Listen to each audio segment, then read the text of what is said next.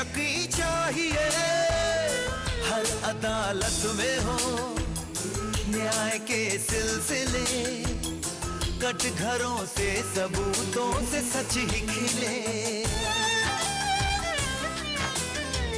सच की लेकिन गवाही जो भरने चला, वो मसीहा की सूली पे मरने चला।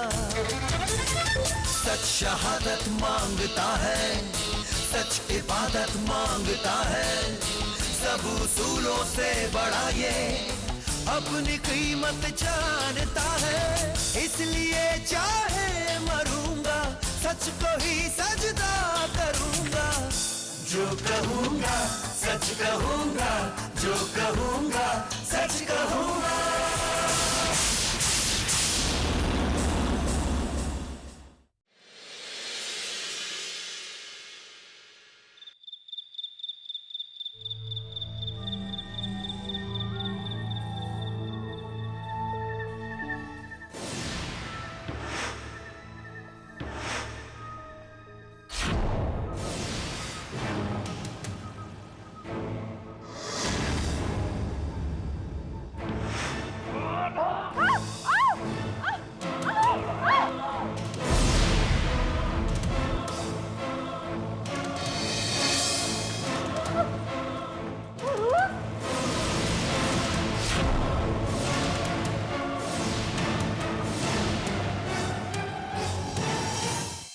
क्या बताऊं इंस्पेक्टर साहब, अपनी फूल सी बच्ची की शादी की थी इसके साथ, लेकिन हमें क्या पता था कि ये लोग दहेज के लालची होंगे। अरे पहले दिन से ही दहेज की मांगे शुरू कर दी थी। कहां तक पेट भरते। आखिर क्या इलाज है इन दहेज के लालचियों का? ये आपकी बेटी का पति है? जी नहीं, मेरी तो अभी शादी तक नहीं हुई है। मैं तो उसकी खाला हूँ। मतलब मौसी? हाँ, उसकी माँ तो सदमे में घुली जा रही है। आप अपना बयान दर्ज करवा दीजिए। हम इसके और इसके घर वालों के खिलाफ सख्त कार्रवाई करेंगे। कार्रवाई? अरे कार्रवाई क्या करेंगे? कार्रवाई तो हो चुकी है। इन लोगों के होश ठिकाने लगा चुकी हूँ।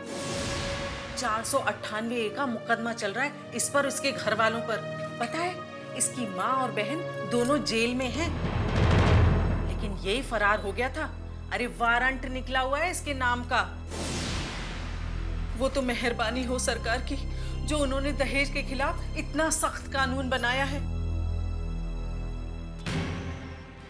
अरे शर्म आनी चाहिए तुझे, शर्म। तेरी माँ और बहन जेल में और तू भागा भागा घूम रहा है। कितना समझाया था कि लालच छोड़ दे, मगर नहीं। अब देख लिया मेरी फूल सी बच्ची पर जुल्म करने का अंजाम। अब दिखाऊंगी तुझे, होश ठिकाने लगा दूंगी।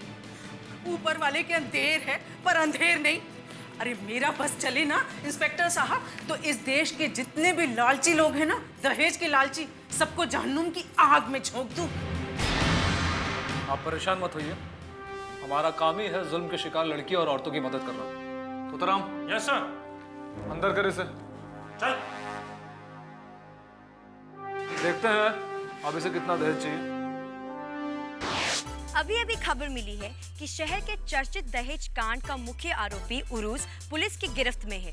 वो कुछ दिन से फरार था। पुलिस उसके घर वाले और दोस्तों के घर छापा मार रही थी, मगर वो किसी भी तरह पुलिस की आंखों में धूल झोंककर छुपता घूम रहा था। कल रात उरूस अपनी दहेज पीड़ित पत्नी फरजीन के घर में घुसकर उसको जान से मारने की कोशिश की। उरूस अपनी पत्नी और उसके घर वालों को मारने की इसलिए कोशिश कर रहा था क्योंकि उन्होंने उरूस के खिलाफ 498A दहेज उत्पीड़न का केस दर्ज किया था। अमेजिंग। क्या हुआ? कुछ तो सुधार हुआ। देखो, शहर के वकीलों का दहेज के आरोपी का केस लेने से इनकार। चलो अच्छा है, हम लोग कभी तो पैसों से ऊपर सोचते हैं। वैसे इस केस में कमाल हो गया मानसी। लड़की ने जब पति पर दहेज उत्पीड़न का मुकदमा दायर किया तो लड़के की माँ और बहन को जेल हो जाने के बाद लड़के ने अपनी पत्नी पर कातिलाना हमला किया। कैसे होते हैं ना लोग। और शक्ल से देखो जरा कितना शरीफ लगता है।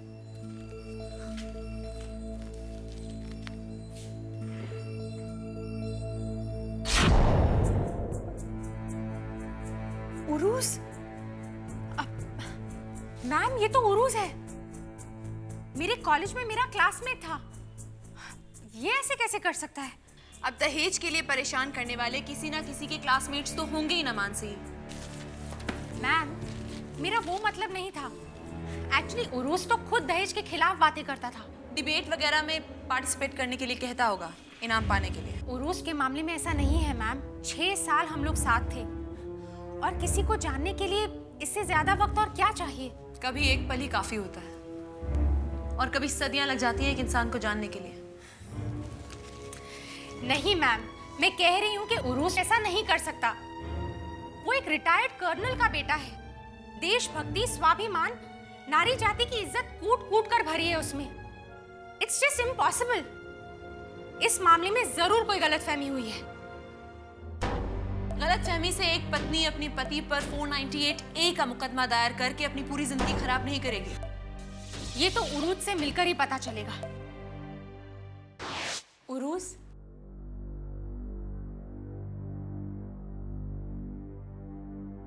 उरूज, उरूज,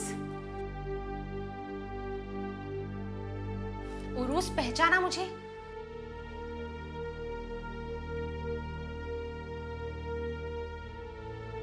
उरूज, मैं मानसी हूँ। क्वींस कॉलेज में हम लोग साथ में थे।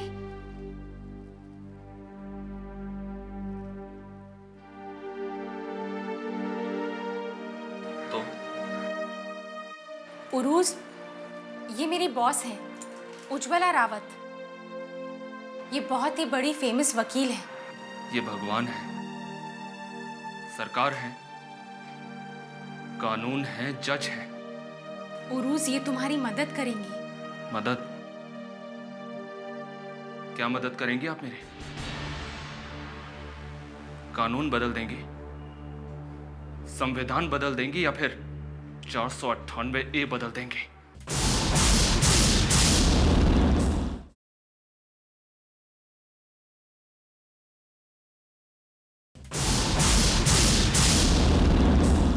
कानून बदल देंगी, संविधान बदल देंगी, या फिर 498A बदल देंगे?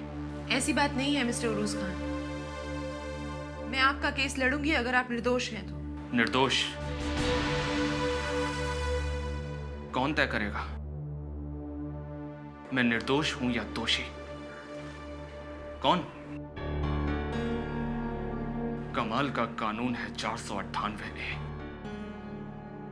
दुनिया का कानून है, जब तक आप दोषी नहीं पाए जाते तब तक आप बेगुनाह हैं। हिंदुस्तान में आदमी कोई भी अपराध क्यों ना करे, जब तक उसका गुनाह साबित नहीं हो जाता वो बेकसूर है, बेगुनाह है। सबूत लाने पड़ते हैं, गवाह लाने पड़ते हैं, केस चलता है, उसके बाद आदमी जेल जाता है। मगर ये 498A ना कुछ पूछना, न सुनना, न कहना। एक औरत ने कहा और मान लिया। पति और उसका पूरा परिवार जेल में। किसी सबूत की कोई जरूरत नहीं। अजीब अंधेर है, अजीब अंधेर। मतलब तुम मानते हो कि तुम बेगुनाह हो? जी नहीं, बिल्कुल नहीं। मैंने अपनी मां, बहन और बाप के साथ मिलकर फरजीन को सताया, तो उसको दहेज के लिए परेशान किया, उसके साथ मारपीट की, तो मैंने दहेज उत्पीड़न किया है। दहेज उत्पीड़न। मैंने फरजीन को जलाकर मारने की कोशिश की है। जो जी में चाहे कर लो, उम्र कैद दे दो, फांसी पर लटका दो, आई डोंट केयर। उरूज, बस बहुत हो गया, बहुत हो गया। मैंने कहा ना मैं गुनहगार हूं, दोषी हूं। लेकिन उरूज, फैसला हो चुका है। मेरा पूरा परिवार जेल में बंद है। खुदा के वास्ते बंद करो अपनी ये पूछताछ। देखो यह क्या, मुलाकात का वक्त खत्म नहीं हुआ क्या? लेके जाओ इन्हें, लेके जाओ। मैं हूँ मिर्जा तकी, फरजीन का अब्बा। कहिए। जी, मुझे फरजीन से मुलाकात करनी है। हाँ हाँ, क्यों नहीं। अजी सुनती हो बेगम? चीख क्यों रहे हो? क्या बात है? ये है फरजीन की माँ, मेरी बेगम। मुझे बात करने दो। कहिए। जी मुझे फरजीन से मिलना था। किस सिलसिले में? हम दहेज पीड़ित महिलाओं पर एक प्रोग्राम बना रहे हैं। अरे क्या प्रोग्राम बना रहे हैं? दहेज उत्पीड़न पर। आप जी मैं उसकी खाला यानी कि मौसी। वैसे अक्सर लोग मुझे उसकी बहन समझ लेते हैं। हाँ कहिए, क्या पूछना था? जी मिलना तो मुझे फरजीन से ही था। वो तो घर में नहीं है। पर उसके अब्बू ने तो अभी बोला कि इन्हें क्या पता। अरे वो गई थी ना अपनी वो सहेली निगार के घर। हाँ, चली गई होगी। मैं ही भूल गया। आप लोग बात कहिए, क्या पूछना था? शादी के कितने दिनों बाद आपको पता चला कि वो लोग दहेज की मांग कर रहे हैं? कितने दिन बाद? अरे शादी के दिन से ही उन्हें हमारे गहनों में, सामान में ऐब नजर आने लगे। अब वो कहते हैं ना, जिसके मुंह खून लग जाए उसका पेट कभी नहीं भरता है। फिर भी हमने बहुत कोशिशें की कि उनका पेट भर जाए। बेचारी फरजीन, उसके खत आने लगे कि वो लोग दहेज मांग रहे हैं, परेशान कर रहे हैं। अब इधर से उधर से कितनी कोशिशें की, अब जान दे देते क्या? आपने अभी कहा खत। आप लोग एक ही शहर में रहते हैं तो फिर ये खत वगैरह? अब उस बेचारी को निकलने कहाँ देते थे, फोन तक नहीं करने देते थे। अब आप खुद ही सोचिए, उस बेचारी ने कैसे वो खत भिजवाए होंगे। तो क्या आप लोगों ने लड़के वालों की पूछताछ नहीं की थी शादी से पहले? अजी नौबती कहाँ आई, इश्क हो गया था। अब पूछताछ तो तब करते जब हमें लड़का पसंद होता। अब हमारी सुनता कौन है? मैं तो इस शादी के खिलाफ थी। मैंने तो उसके लिए एक लड़का भी देखा हुआ था, रेलवे में था, गवर्नमेंट सर्वेंट। लेकिन साहबजादी ने साफ इनकार कर दिया। अरे वो उरूज ने अपनी मोहब्बत में जो फंसा रखा था। तो क्या ये लव मैरिज थी? हाँ, हमारी बच्ची नादान फंस गई। क्या करते? अरे मैंने तो बहुत आगाह किया था, लेकिन हमारी सुनता ही कौन है। खैर, शहजादी बनाकर रुखसत किया, लेकिन फूल सी बच्ची सूख कर कांटा बना दिया।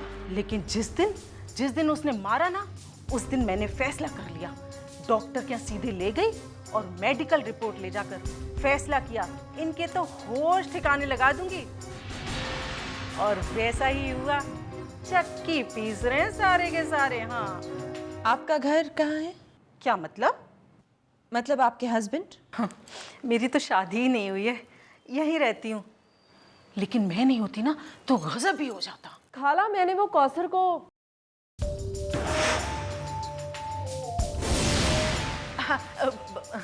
फरजीन पीछे के दरवाजे से आई ना बेटा। पूछिए, क्या पूछना है?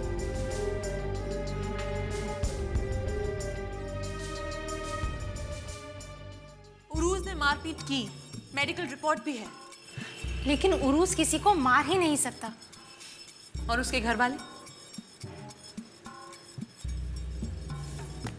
उरूज से बात करनी पड़ेगी। लेकिन उरूज तो किसी से बात करने के लिए तैयार ही नहीं। इस बार तैयार होगा। मैं अपने तरीके से बात करूंगी। देखो उरूज, मैं जानती हूँ कि इस केस को जैसा बनाया गया है ये वैसा है नहीं। मैं फरजीन की खाला से मिली थी। उन्होंने कहा कि तुमने फरजीन के साथ मारपीट की दहेज के लिए। उन्होंने मुझे फरजीन के मेडिकल रिपोर्ट्स और खत भी दिखाए हैं। क्या अब भी तुम्हें अपनी सफाई में कुछ नहीं कहना है? उरूज, तुम्हारी चुप्पी को तुम्हारा इकरारे जुर्म समझा जाएगा। जरा सोचो, तुम्हारे फादर की डेथ हो चुकी है, तुम्हारी माँ और बहन जेल में है, तुम्हारे अलावा उनका और कोई भी नहीं है। क्या तुम चाहोगे कि तुम्हारी माँ हमेशा जेल में रहे और तुम्हारी बहन की जिंदगी खराब हो जाए? और तुम फरजीन को क्यों मारना चाहते थे?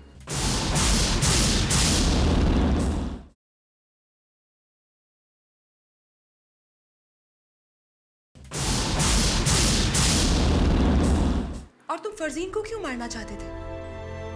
उसे जिसे तुम बेहद प्यार करते थे? उरूज, एक बात का विश्वास मैं तुम्हें दिलाती हूँ कि अगर तुम्हारी गलती नहीं है तो मैं तुम्हारी माँ और बहन को बाइज्जत बरी कराऊंगी।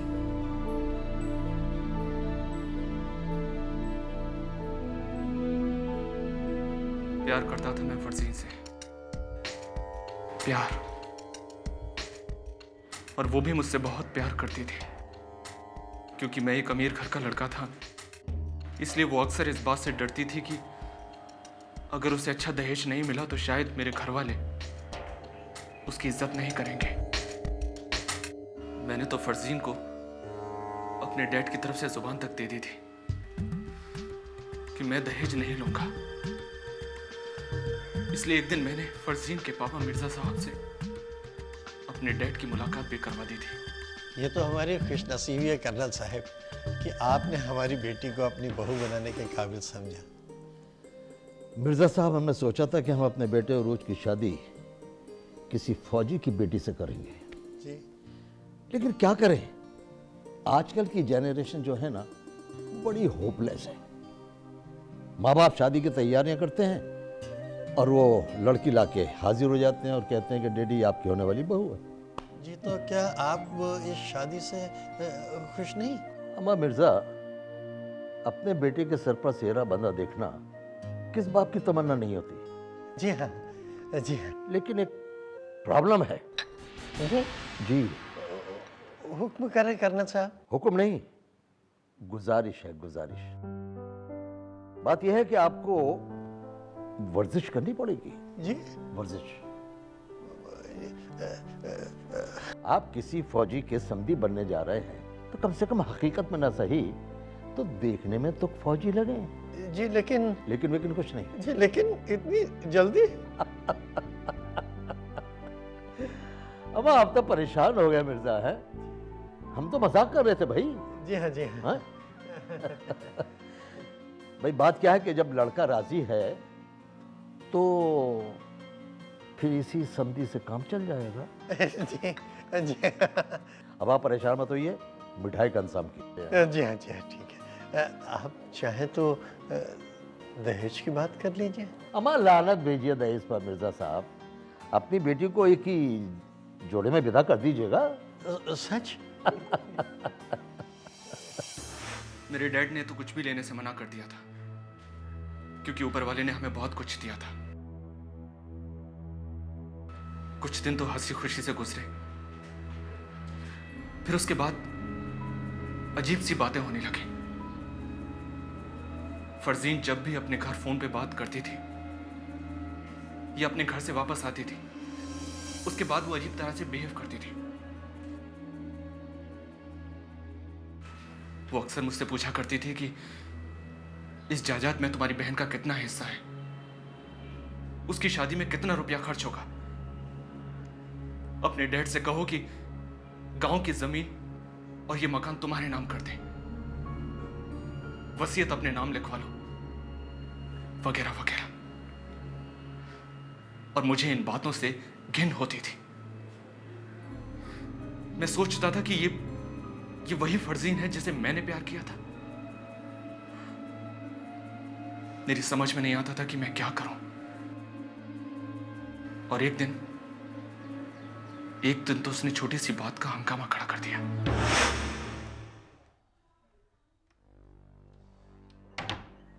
फरजीन, फरजीन, मैंने यहाँ पैसे रखे थे, वो मिल नहीं रहे। तुम जानती हो? पैसे? हाँ, पैसे। कितने? 65,000। मैं तुमसे पूछ रहा हूँ, तुमसे बात कर रहा हूँ, कहाँ हैं वो पैसे? आपको वो पैसे क्यों चाहिए? क्यों चाहिए मतलब? परसों शगुफ्ता की मंगनी है, उसकी तैयारियां करनी है इसलिए। तो डैडी के पास कुछ नहीं है क्या? हाँ, सारा खर्चा आपके पैसे से करेंगे? दुनिया भर की बात करोगी, दुनिया भर के जवाब दोगी, लेकिन सीधे सीधे ये नहीं बताओगी कि वो पैसे कहाँ रखे। वो पैसे मैंने खर्च कर दिए। खर्च कर दिए? लेकिन क्यों? अरे आप तो ऐसे ही पूछ रहे हैं जैसे उन पैसों पर मेरा कोई हक ही नहीं। अरे लेकिन मैंने तुम्हें पहले बताया था कि वो पैसे मैंने शगुफ्ता के लिए रखे हैं। हाँ, सब शगुफ्ता पर लुटा दो, सब उसे दे दो, हमारा तो इस घर में कुछ है ही नहीं। फरजीन, तुम बिना वजह बात को बढ़ा रही हो। हाँ हाँ, गलत तो हम ही हैं, मैं ही गलत हूँ, हम ही बुरे हैं, इसलिए शादी की थी ना मेरे साथ। What is wrong with you? What is wrong with you, हाँ? एक तो गलती करती हो और ऊपर से रोने पीटने का नाटक करती हो तुम। मैं अपने शौहर के पैसे खर्च करूँ तो वो गलत है, और मेरा शौहर अपने घर वालों पर लुटा दे वो ठीक है। फरजीन, मुझे बहुत गुस्सा आ रहा है, खुदा के वास्ते चुप हो जाओ। हाँ, मुझे खामोश करवाओगे ना? बस बहुत हो गया उरूस, बहुत हो गया।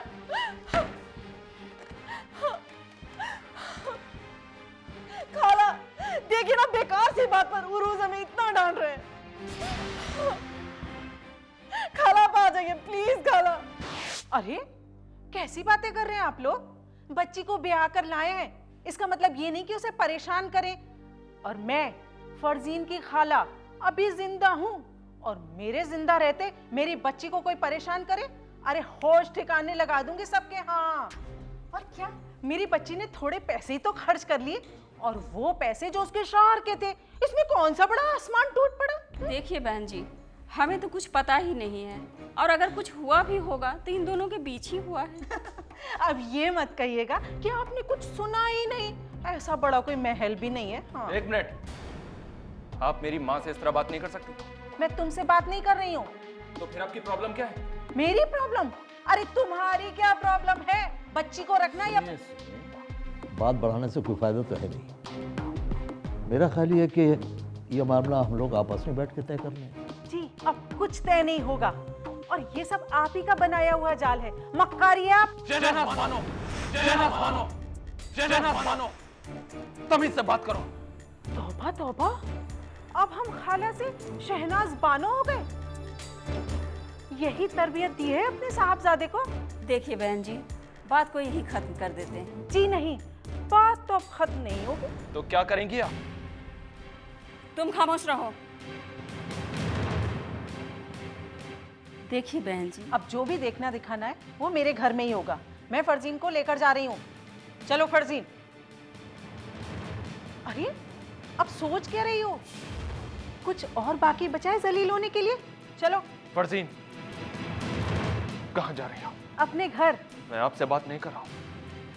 तुम चाह तो रही हो फरजीन, मगर एक बात अच्छी तरह से समझ लो, लेने नहीं आऊंगा मैं। ये तो वक्त ही बताएगा। देखिए बहन जी, बात समझने की कोशिश कीजिए। अब जो भी समझना समझाना है अपने नूरे नजर को समझाइए। चलो।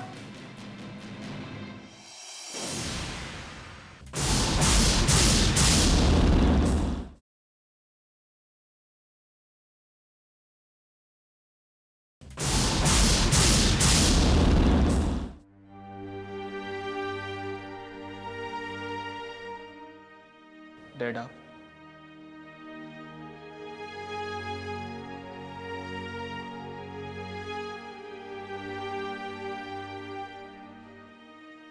बेटा, 1971 की लड़ाई में मेरे एक सीनियर ने मुझसे कहा था, घरेलू लड़ाई मुल्कों की लड़ाई से कहीं बड़ी होती है। वहां दुश्मन सामने होता है, लेकिन घरेलू लड़ाई में कौन दुश्मन है, किस रूप में हमला करेगा, ये बिल्कुल पता नहीं लगता। बिल्कुल। मैं जो कुछ कह रहा हूं समझ रहे हो ना? जी डैड। देखो बेटा, शादी के बाद छोटी मोटी लड़ाइयां होती रहती है, लेकिन उसको इस तरह गुस्से से और गर्मी से बड़ा... आपने देखा था ना, आपने देखा था कि वो औरत हम लोगों के साथ किस तरह से बात कर रही थी। देखा था ना आपने। खैर, उसे जाने दो बेटा, कल हम फरजीन के घर चल रहे हैं। व्हाट? हम लोग उसके घर जाएंगे? डैड, क्या चाहते हैं आप? मैं उन लोगों के सामने अपनी नाक रगड़ूं, अपने हाथ फैलाकर उनके सामने भीख मांगूं? क्या चाहते हैं आप? बोलिए। फिलहाल तो मैं चाहता हूं कि हाथ नीचे कर लो।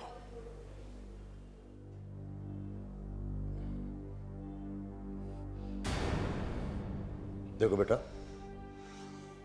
आग से आग कभी नहीं बुझती।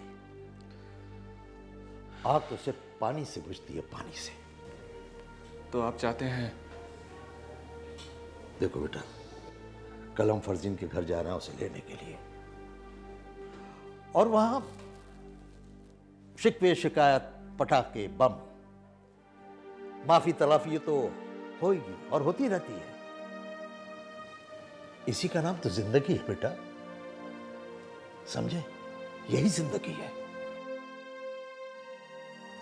Okay dad.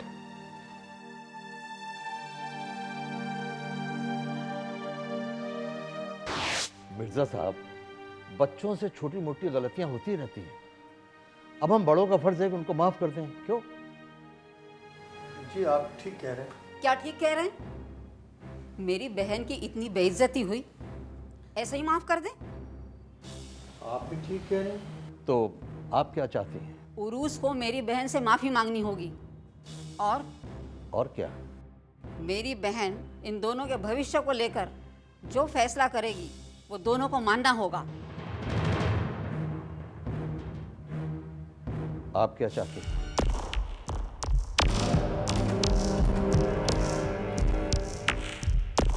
देखिए, अगर हमारी बेटी की खुशियों की परवाह है तो उरूस को अपना घर अलग बसाना होगा।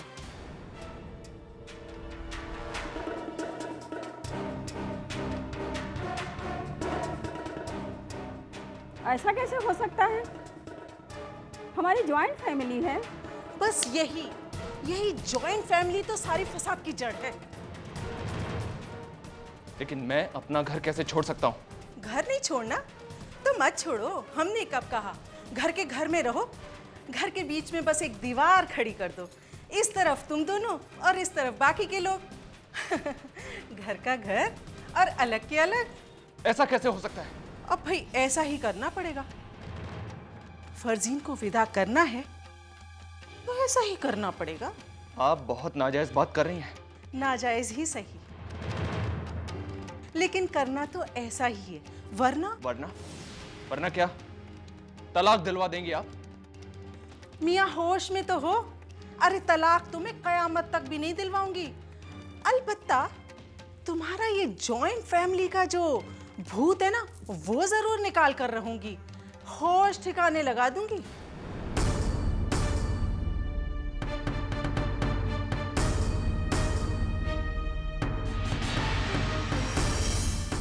देखो बेटा, तुम्हारी बहन की शादी तो हो जाएगी। हमारा क्या है? आज मरे कल दूसरा दिन।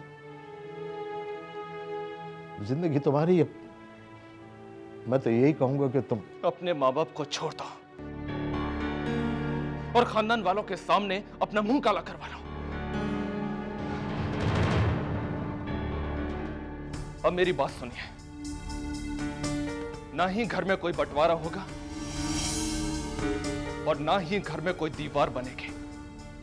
अगर आपको अपनी बेटी को हम लोगों के साथ भेजना है तो भेजिए,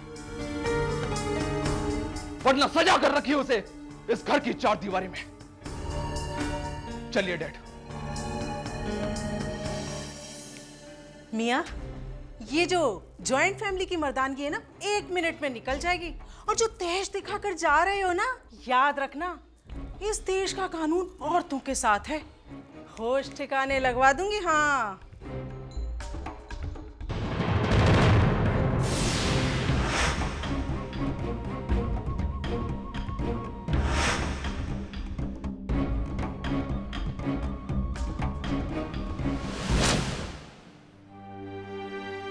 मैंने सोचा कि वक्ती गुस्सा है, 2-4 हफ्ते में अपने आप ही खत्म हो जाएगा।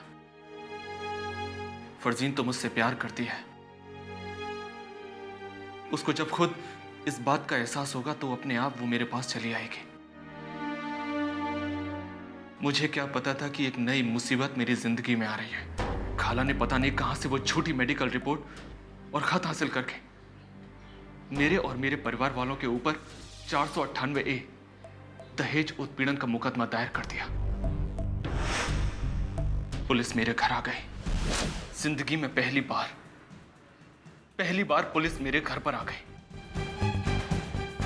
मेरी मां, मेरी बहन को गिरफ्तार करने के साथ साथ वो मेरे डैड के हाथों में हथकड़ी डालकर पूरे मोहल्ले वालों के सामने से ले गई। जिस फौजी ने 1971 की वॉर लड़कर जीती थी, वो फौजी खाला के सामने हार गया।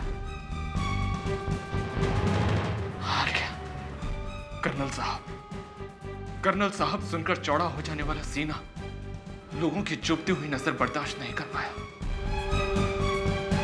या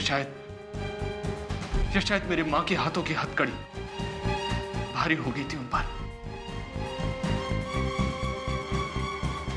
4 कदम भी नहीं चल सके। 4 कदम। दिल का दौरा पड़ा और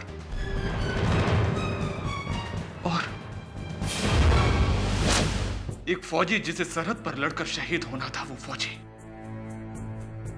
एक मामूली गली में बेवजह हलाक हो गया। बस इसी बात का बदला लेने के लिए मैं उस दिन फरजीन के घर गया था। इसी बात का। जो हो चुका है उसकी भरपाई तो नहीं की जा सकती, लेकिन एक वादा मैं तुमसे करती हूं कि तुम्हें इंसाफ जरूर मिलेगा।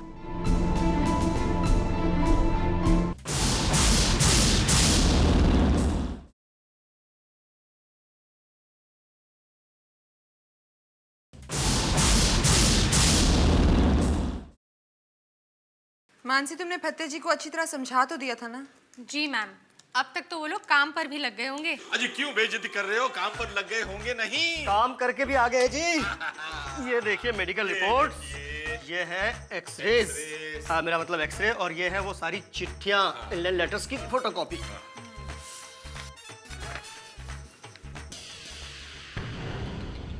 पर इन पर लिखी डेट्स तो मिट गई हैं, कुछ समझ ही नहीं आ रहा है, क्लियर नहीं है। डेट्स देखते देखते तो काका की आंखों में मोतियाबिंद हो गए। उजला जी, ओरिजिनल लेटर्स तो बताया गया है कि खो गए हैं कहीं। जो कुछ है वो फोटोस्टेट ही है। इसका मतलब डेट्स के साथ किसी ने छेड़खानी की है। लेकिन ये एक्सरे रिपोर्ट तो फरजीन की है। नकली है।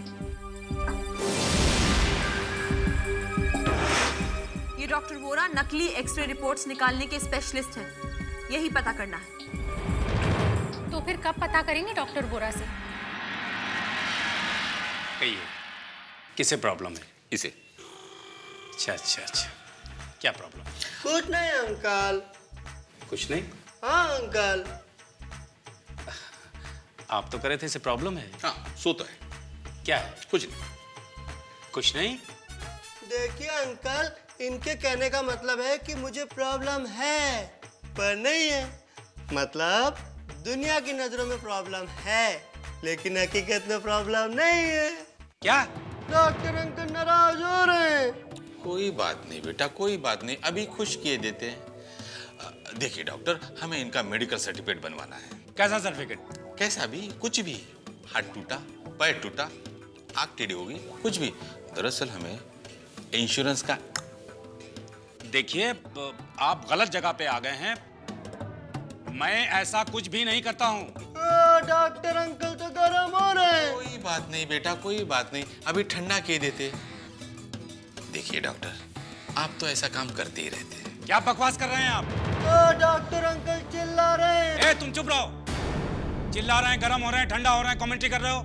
डॉक्टर अंकल डांट रहे हैं। कोई बात नहीं बेटा, कोई अभी शांत किए देते। डॉक्टर देखिए, आपको तो ये काम करना ही होगा, वरना क्या? वरना क्या करेंगे आप? ब्लैकमेल करेंगे अंकल। ब्लैकमेल? आपके और आपकी नर्स आंटी रोजी के फोटोग्राफ। आप उनके घर जाते हैं ना रात को 10 बजे। हम गए तो उस दिन चित्रार चल रहा था। डॉक्टर अंकल नजर आ जा रहे, न गरम हो रहे। लगता है मेरा एक्स्ट्रा निकालने की मन ही मन सोच रहे है ना डॉक्टर अंकल? ऐसे ही है ना? फोटो कहाँ है? डॉक्टर पहले एक्सरे तो निकालिए। हड्डी टूटी वाला अंकल, हड्डी टूटी वाला। अब ठीक है। ये रहा सर जी का फर्जी मेडिकल रिपोर्ट, और ये रहा एक्सरे। सर जी, हाँ, अब तो इंश्योरेंस के पैसे मिल जाएंगे ना? थोड़ा इंश्योरेंस है तो फिर भूल जा। वैसे भी कुलिंदर कौर कहती सी बुरे काम का बुरा नतीजा। अभी भाभी ने कहा सी। हाँ। अच्छा, एक बात और है, ये फरजीन की खाला ने अपना तलाक लेने के लिए भी इसी डॉक्टर रोरा से नकली सर्टिफिकेट बनवाया था। लेकिन उनकी तो शादी नहीं हुई। अरे क्या बात कर रहे हैं मानसी जी, हम तो खाला के खालू से भी मिल के आ रहे हैं। काली बिल्ली। अरे फिर उन्होंने ऐसा क्यों कहा कि उनकी शादी नहीं हुई? झूठ बोला होगा। हमें फरजीन और खालू के रिश्तेदारों से बात करनी चाहिए।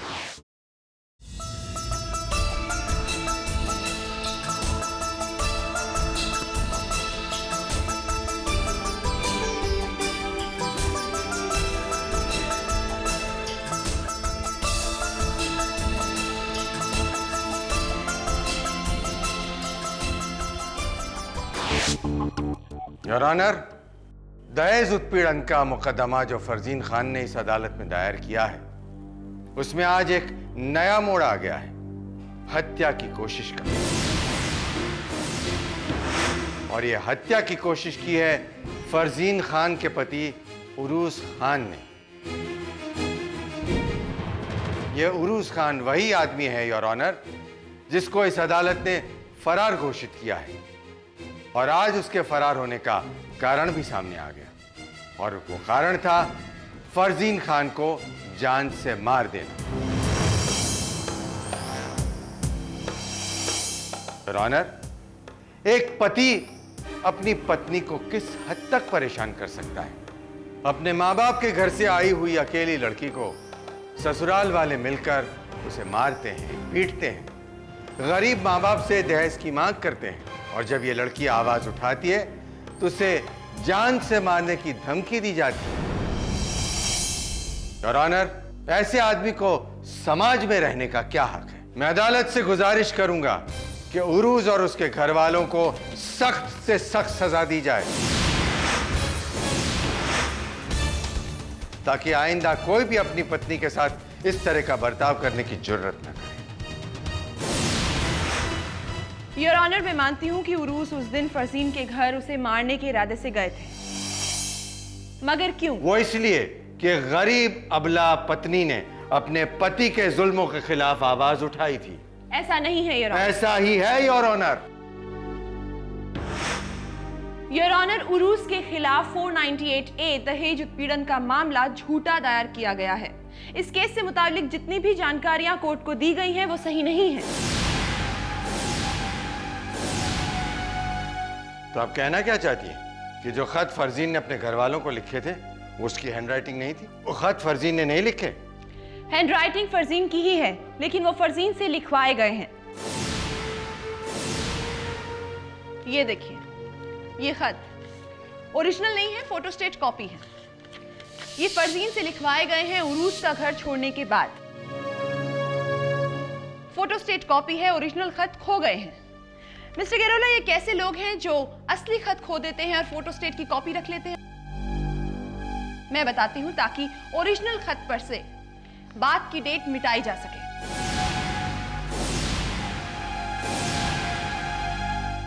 डाकघर की स्टैंप पर कुछ रखकर फोटोस्टेट कराया गया है,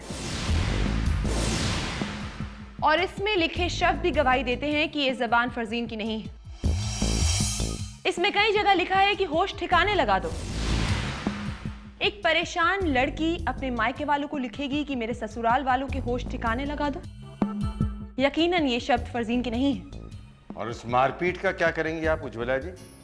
अदालत के पास फरजीन का मेडिकल सर्टिफिकेट है, वो झूठा है।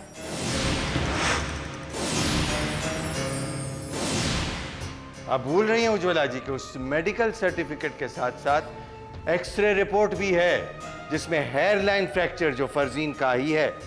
आप कहना क्या चाहती है कि फरजीन ने खुद अपना हाथ तोड़ दिया? वो हेयरलाइन फ्रैक्चर दिखाना भी डॉक्टर्स का करिश्मा है। ये देखिए योर ऑनर, ये उसी डॉक्टर वोरा की झूठी एक्सरे रिपोर्ट उस आदमी की जो भला चंगा है। हेयरलाइन फ्रैक्चर का एक्सरे निकालना भी एक ट्रिक है। हाथ पर घोड़े का बाल बांधकर एक्सरे निकाला जाए तो हेयरलाइन फ्रैक्चर आता है। तो आप कहना चाहती है कि पूरा मुकदमा झूठा है? जी हाँ। योर ऑनर, कोई पत्नी अपने पति पर झूठा मुकदमा क्यों करेगी? और वो पत्नी जो अपने पति को शादी से पहले प्यार करती थी। कोई पत्नी अपनी जिंदगी फिजूल में बर्बाद क्यों करेगी? यही है केस की असली वजह योर ऑनर। कोई भी लड़की अपना बसा बसाया घर क्यों उजाड़ेगी? योर ऑनर, मैं अदालत में फरजीन को बुलाने की इजाजत चाहूंगी। इजाजत है।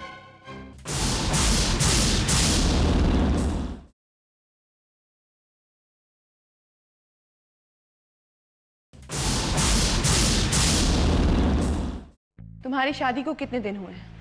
5 महीने। और तुम उरूस को कब से जानते हो? 2 साल से। क्या तुम उरूस से शादी से पहले भी मिलती थी? जी हाँ, मिलती थी। बाहर जाया करती थी? जी। प्यार करती थी? जी। शादी से पहले क्या प्यार करती थी? जी हाँ, करती थी। और शादी के बाद क्या प्यार करती हो? ये क्या अजीब सवाल है? कुछ अजीब नहीं, मैं सिर्फ पूछ रही हूँ। शादी से पहले प्यार करती थी, क्या शादी के बाद भी प्यार करती हो? जवाब दो। क्या अब भी प्यार करती हो? I object your honour. दहेज उत्पीड़न के केस में प्यार मोहब्बत के किस्से सुनाकर अदालत का वक्त जाया किया जा रहा है। ये कहानी सिर्फ एक फरजीन, एक उरूस की नहीं है, बल्कि समाज के हजारों फरजीन और उरूसों की है। जब मुझे ये पता चला कि इनकी लव मैरिज है तो मैं सोचने पर मजबूर हो गई कि आखिर 5 ही महीने में ऐसा क्या हुआ जो इनके दिलों में एक दूसरे के लिए नफरत पैदा हो गई। ये समझने के लिए मैंने पिछले साल के 40 498A केसेस की स्टडी की योर ऑनर।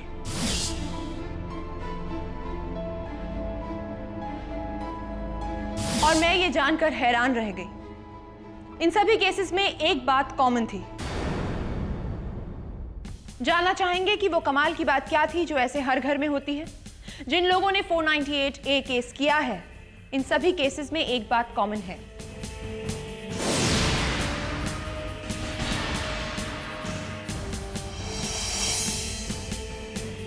ऐसे हर लड़की वालों के घर में एक ऐसी औरत मौजूद है जिसे मर्दों से नफरत है, जो मर्दों को दबा कर रखना चाहती है, उनके होश ठिकाने लगाना चाहती है। यह औरत लड़की की मां, बहन, मौसी, फूफी, मामी कोई भी हो सकती है। इस औरत की अपनी जिंदगी में काफी कड़वाहट होती है। कुछ केसेस में इसकी अपनी हस्बैंड से नहीं बनी, तलाक हो गया, झगड़ा हो गया, किसी ने किसी को धोखा दे दिया। और यह औरत अपने जिंदगी की कड़वाहट नई दुल्हन में भरती रहती है। और दुल्हन ये सोचकर कि ये मेरे रिश्तेदार हैं, मेरा भला ही चाहेंगे, उस औरत के बहकावे में आ जाती है और उस औरत की हाथों की कठपुतली बन जाती है। और फिर जन्म लेता है 498A दहेज उत्पीड़न कानून। ये कानून दबी, कुचली, परेशान पतियों द्वारा सताई गई औरतों के उत्थान के लिए बनाया गया था, लेकिन उसी का बेजा इस्तेमाल कर कर गलत तरीके से लोगों को फंसाया जा रहा है। जो लाठी कानून ने संभलने के लिए दी थी, उसी से लोगों के सर फोड़े जा रहे हैं।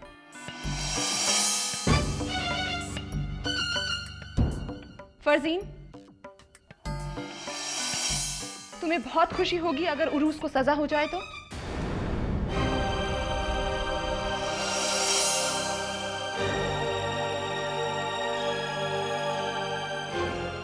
उसकी तरफ देखकर जवाब दो फरजीन। ये वही इंसान है जिससे तुम बहुत प्यार करती थी, जीने मरने की कस्में खाई थी इसके साथ। फिर ऐसा क्या हो गया कि तुम इससे इतनी नफरत करने लगी? नजरें मत चुराओ फरजीन, इसकी तरफ देखकर जवाब दो। उरूस के लिए तुम्हारे मन में जहर भरा गया है, उसके खिलाफ तुम्हें उकसाया गया है। तुम्हारी खाला ने अपनी शादी ना चलने का फ्रस्ट्रेशन तुम पर निकाला है फरजीन। फरजीन जवाब दो, अगर तुम उर्वश से इतनी ही खफा हो, इतनी ही नाराज हो, तो मैं उसका केस छोड़ दूंगी। आज सारी औरतों की इज्जत तुम्हारे हाथ में है फरजीन। तुम जो भी कहोगी उससे समाज को फायदा होगा। मामला सिर्फ एक केस का नहीं है फरजीन, इससे न जाने कितनी लड़कियों की जिंदगी जुड़ी हुई है। जवाब दो फरजीन।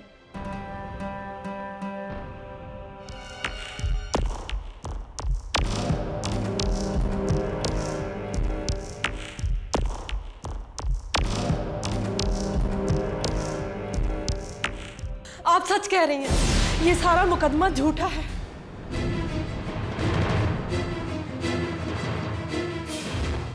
मेरी खाला ने मुझसे वो सारे खत लिखवाए थे, और तो और वो फर्जी मेडिकल सर्टिफिकेट भी मेरी खाला ने बनवाया था। मैं समझ ही नहीं पाई, इस पहलू से तो मैंने कभी पहले सोचा ही नहीं। मैंने अपने ही हाथों से अपना घर बर्बाद कर लिया, और तो और उसके अब्बू की मौत भी मेरी वजह से हुई। क्या कर लिया मैंने, सब खाला की वजह से। खाला आपने ऐसा क्यों किया?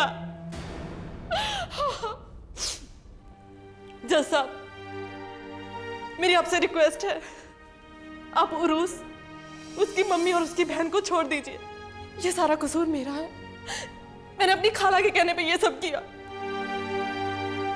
और उसका कोई कसूर नहीं है, उर्वश बेकसूर है।